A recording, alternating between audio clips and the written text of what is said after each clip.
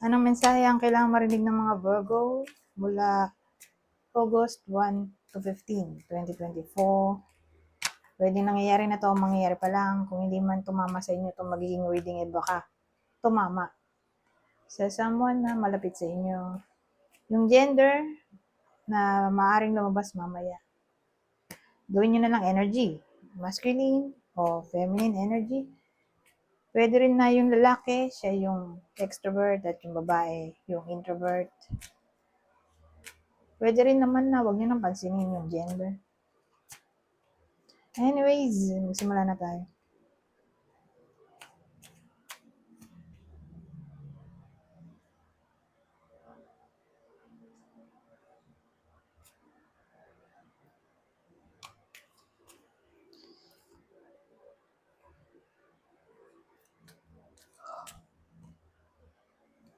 Ito mali to ha. Kasi nababasa nyo, di ba? Ayun, malinaw.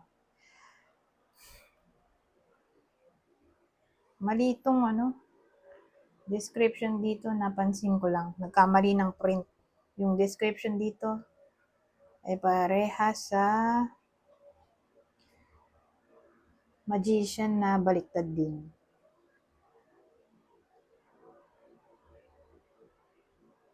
Anyways, magsimula na tayo. Basta wag nyo napansinin to. Dahil mali yan. Mali yung nakalagay dyan.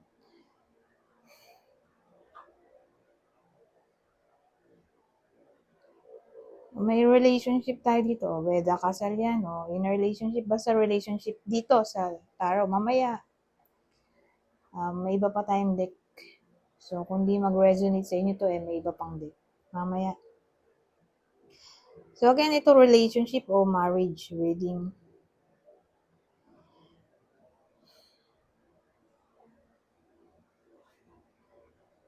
Ano kaya to?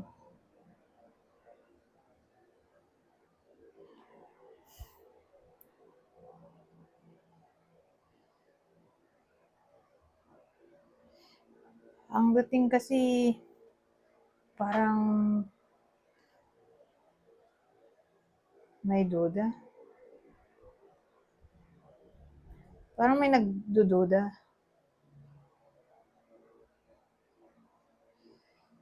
Sa connection na to. Kasi may nga tayo, baliktad na. High priestess. Kasi itong high priestess, pag bumaliktad, kasi card siya ng secret, di ba, pag upright. Pero pag baliktad, yung secret, parang malicious.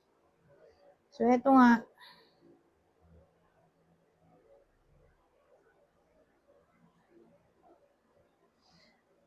parang nagdududa, self-deception yun.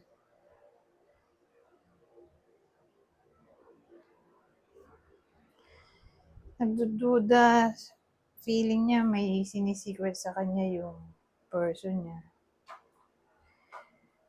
O karelasyon.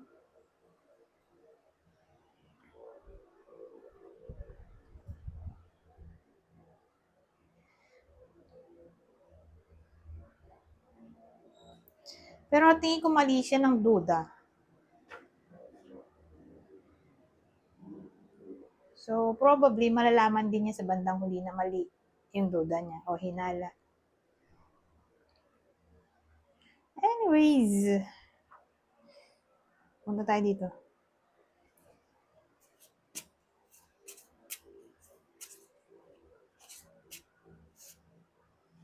Oy, amore. Oh.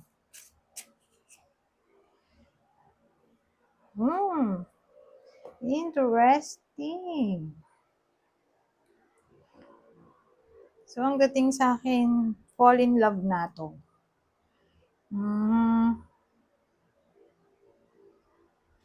Pero kanino kaya? Ang tanong.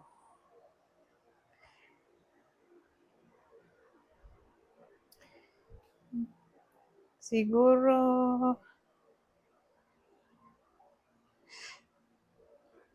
may mga lalaki dito eh. Mga magkakaibigan sila. So, sa friend. Pero regardless kung kanino.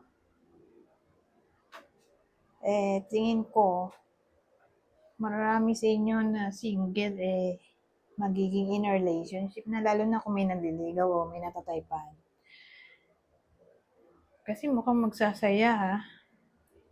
Yung iba sa inyo. Pero, grabe naman. Kasi 3 to, oh. Grabe rin kung makakasira ng relasyon, di ba? Naging in a relationship nga yung iba sa inyo.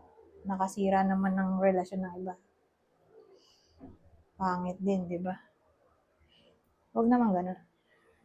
Kasi again, base dito, posible para sa iba sa inyo na sila yung naging in a relationship, tapos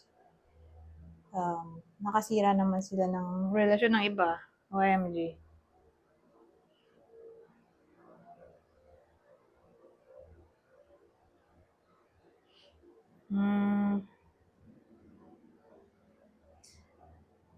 Kung di man friendship,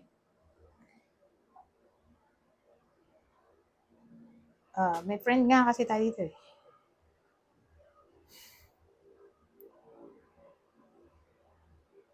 Kung di man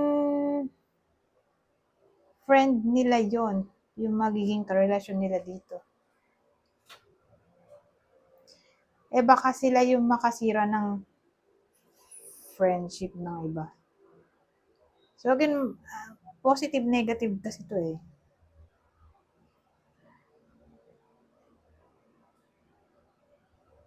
Kumbaga, naagawan ng karelasyon o naagawan ng best friend. Yun yung negative, siyempre. Pero yung positive, magse-celebrate kasi may makikilalang newfound friend, o baka magiging in a relationship na nga yung iba sa inyo. So, asahan natin ng celebration. O baka naman ganito, finally, yung friend nila ay magiging in a relationship na. Kung di man kayo to, baka friend nyo o someone na malapit sa inyo ay single. Pero yun nga, August 1, 15, baka hindi na maging single yun. At magsasaya kayo. Magiging masaya kayo para sa kanila. Pwede rin ganon. Pero kung in a relationship na yung iba sa inyo, date, ay posible. Yung kayong dalawa lang. Travel, kayong dalawa lang. So, date, meeting, posible.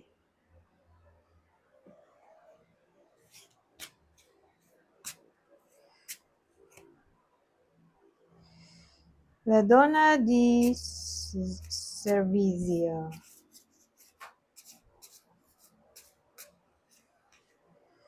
Belvedere. Ano to? Belvedere? Well, ano po naghihintay? Naghihintay ng employment?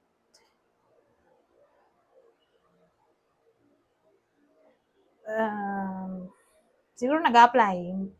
Whether kayo to o yung someone na malapit sa inyo ay mag-a-apply. At ito, nag-aantay ng message o feedback dun sa in-applyan. O baka naman natanggap na. Hinihintay na lang ang message kung kailan sila mag-i-start. Pwede rin ganon. Kasi parang may naghihintay dito. At ang topic nga ay career.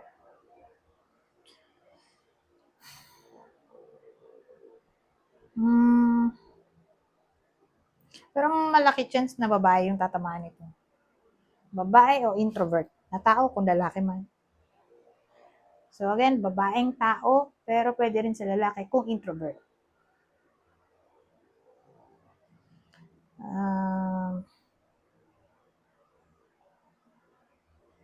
Ano pang masisay natin dito? Well, pwede rin ganito. May news na matatanggap ng iba sa inyo regarding career. So baka ito na nga yun. Yung application, feedback sa application, o new job, o baka promotion to. Basta mensahe. Mensahe tungkol sa trabaho o mensahe mula sa ka-workmate ay posible.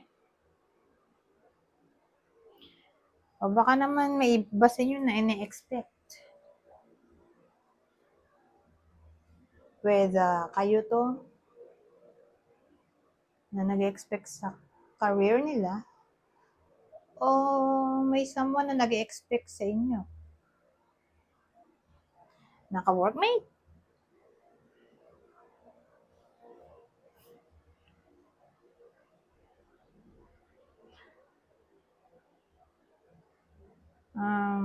Baka ano to, pwede rin ganito, naghihintay ng visa yung iba sa inyo o gusto mag-work abroad. Baka yun na yung hinihintay, yung visa o ewan ko anong document to. Pero regarding sa migration, ganun parang pag-abroad. Tapos, sabihin natin tourist yung plano. Pero iba talaga yung plano pagdating doon sa abroad. Balak na maghanap ng ibang gagawin. So, sabihin natin tourist lang talaga pero mag-a-apply siya doon. Ganun. Mag-a-apply siya ng work.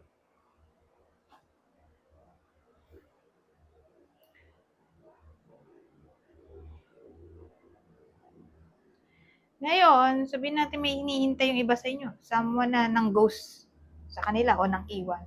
Well, pag gano'n ng case, kalimutan nyo na. Kasi wala kayong mapapala. Hindi yun magbabalik sa August 1 to 15.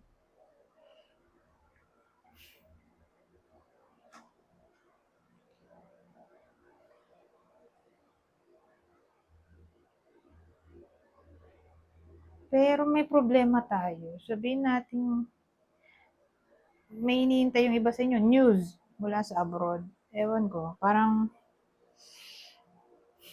magkakaaberya. Kung gano'n ang case, parang halimbawa lang naman, may hinihintay na news o message yung iba sa inyo mula sa someone sa abroad. Parang may aberya. For some reason. Anyways, ano pang masasabi nito?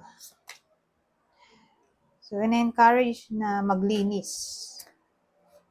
Maglinis ng paligid, whether linisin yung tao na toxic sa buhay, maglinis ng kalat gamit na hindi na kailangan, o maglinis ng memory o thought. Alisin ang negativity sa isip, pwede rin ganun. Basta ina-encourage na maglinis. Listening. Ibang scenario naman, ina-encourage na makinig. Makinig, mag-observe kaysa magdaldal. Mas ilaan ang panahon sa pakikinig sa August 1 to 15 kaysa dumaldal. Anyways, hanggang dito na lang. Goodbye for now.